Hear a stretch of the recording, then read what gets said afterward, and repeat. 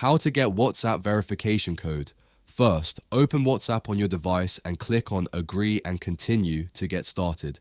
Enter your phone number carefully and hit Next. Double check your number and confirm to proceed. WhatsApp will now send a verification code to your phone.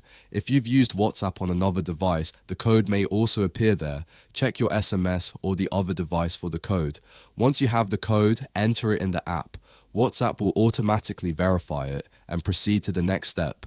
After verification, you'll see an option to restore your backup. Grant permission and select your Gmail account to restore your chats.